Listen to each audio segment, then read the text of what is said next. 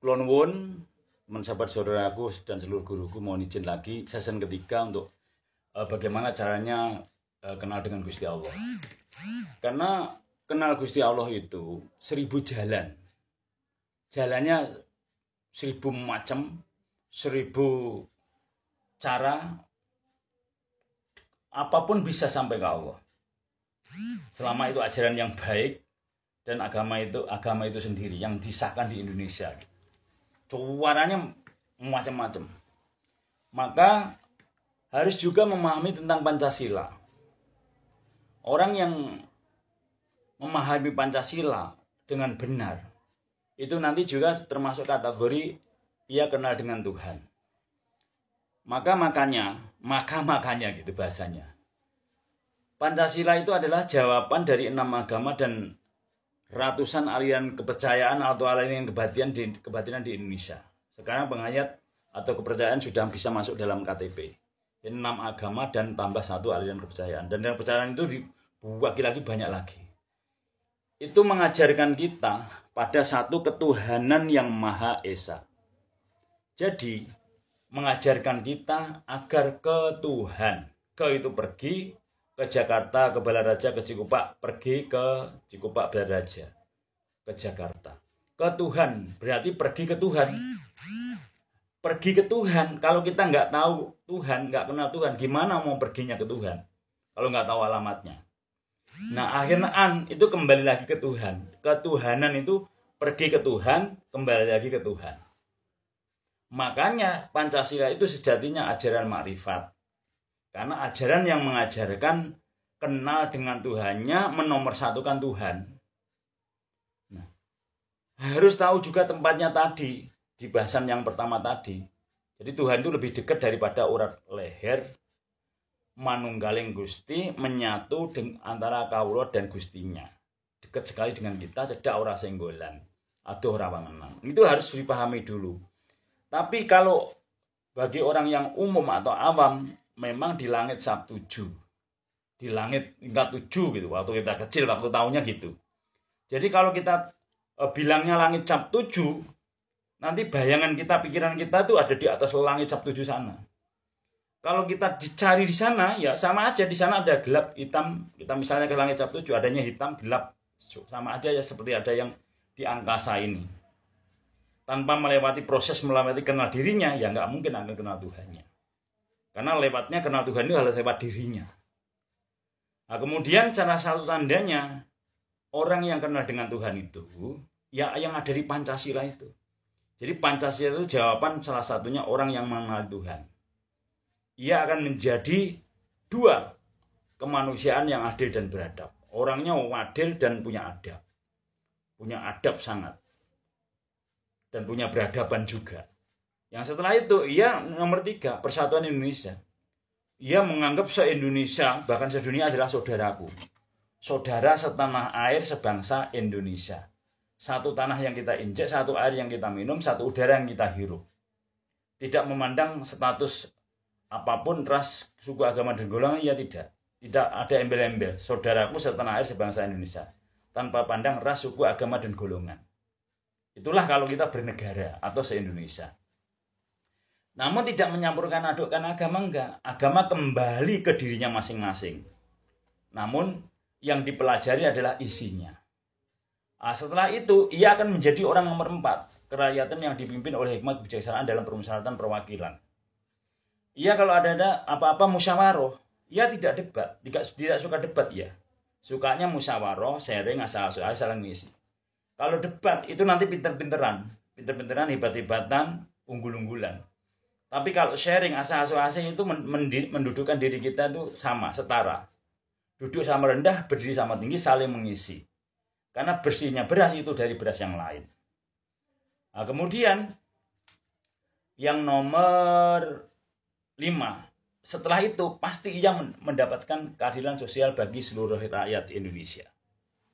Jadi saya ulangi, siapapun kita, kalau ingin belajar kenal Tuhan, pelajarannya harus naik di atasnya syariat. Harus belajar ke stoiko, tarekat, hakikat, marifat. Belajar tasawuf, ilmu tasawuf, ilmu kesucian. Namun bukan berarti kita suci, kita belajar bersih. Belajar bersih hati dan belajar bersih pikiran. Nah, namanya kalau di room saya itu ngaji diri. Ngaji diri itu adalah belajar membaca ke dalam dirinya. Karena kalau ngaji kitab tok, kitabnya benar, kita ngaji kitab tok, itu kita baru dapat 1/4. Kitabnya benar, kitanya nggak ngaji kitab, kitanya baru dapat 1/4. Karena 1/4-nya harus dibuktikan ke alam, namanya ngaji alam, kepada sesama ciptaan. Kemudian dibuktikan ke dalam diri kita, namanya ngaji diri, itu 1/4. Dan dibuktikan ke dalam hati, sampai ke dalam hati, namanya ngaji rasa, 1/4.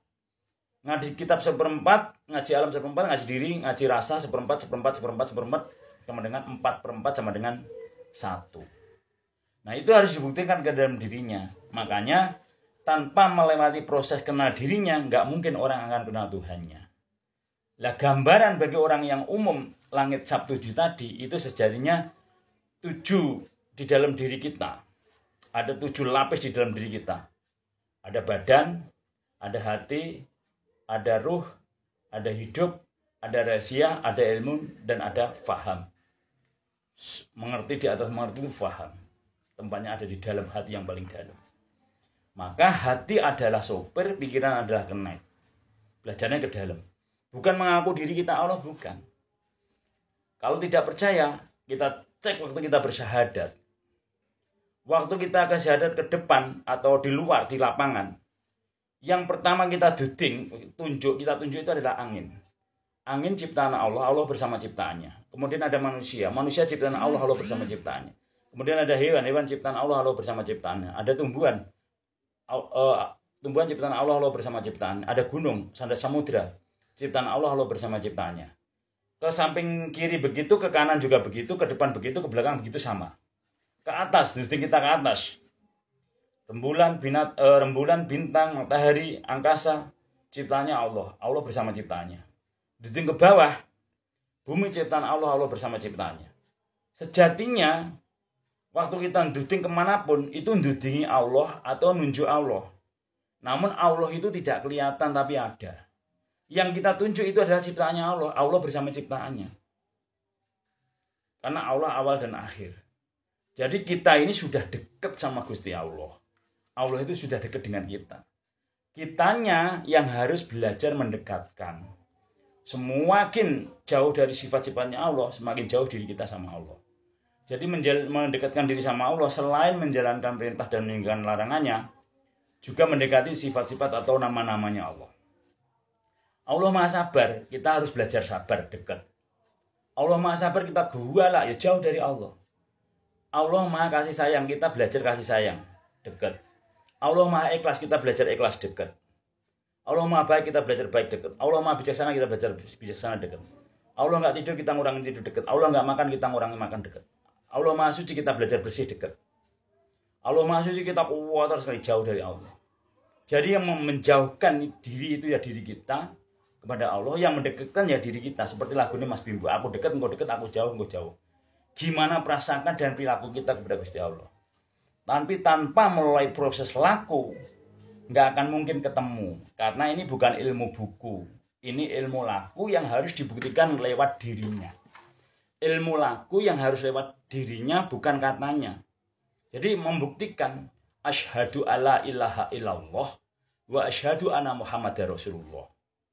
Harus dibuktikan lewat dirinya, ia sebagai saksi. Aku bersaksi. Loh, saksi? Kamu menyaksikan? Iya, saya menyaksikan. Bahwa tiada Tuhan selain Allah. Loh, buktinya apa? Kalau orang umum pasti bingung. Kalau orang umum ya. Tapi kalau orang yang sudah belajar ya. Saksinya saya membuktikan. Orang akan bilang, ini adanya langit, bumi, sekitarnya ini kan ciptaan Allah. Loh, kamu nggak menyaksikan. Kamu meyakini bahwa ini semua ciptaan Allah. Yang masih kamu buktikan bahwa Allah itu ada. Yang mana? Apa buktinya? Dan saksi itu harus minimal tiga ada bukti. Tanpa bukti, bersaksinya nggak akan sah. Nah gitu. Nanti kita lanjut session keempat. Ini karena 10 menit waktunya. Kurang dan lebihnya mohon maaf sampai syahadat. Session keempat. Ada kurang mohon maaf. Rahayu.